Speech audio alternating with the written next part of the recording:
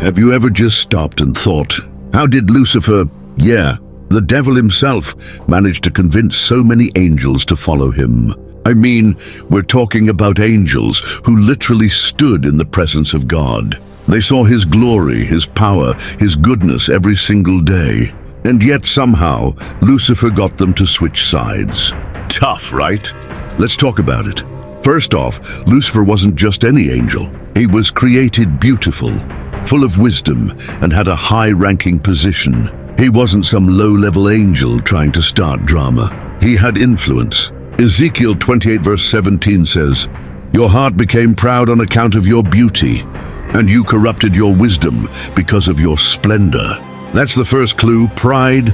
His beauty and position got to his head. He started thinking, why should I serve when I could be in charge? Now here's where it gets interesting. Lucifer didn't pull this off overnight. Think about how people influence others today. It's not always loud and obvious. Sometimes it's quiet. A whisper here, a suggestion there.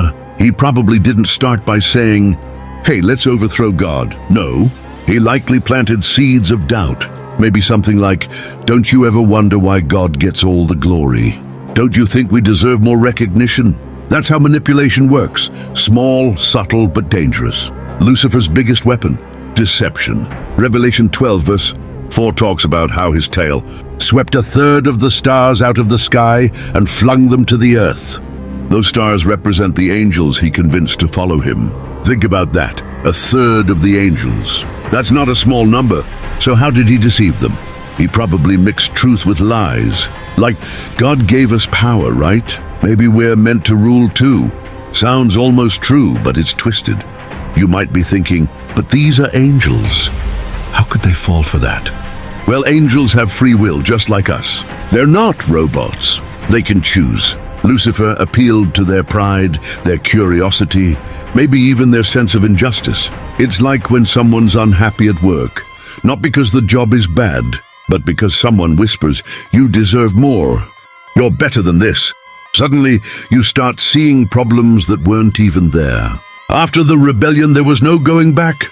Lucifer and the angels who followed him were cast out of heaven. Imagine the regret. They traded eternal glory for darkness because they believed a lie. It's a warning for us too. Deception doesn't always look evil. Sometimes it looks appealing, logical, even right, but if it pulls you away from God, it's deadly. Lucifer's tactics haven't changed. He still uses pride, doubt, and deception today. That's why the Bible tells us to be alert. If he could fool angels who saw God face to face, don't think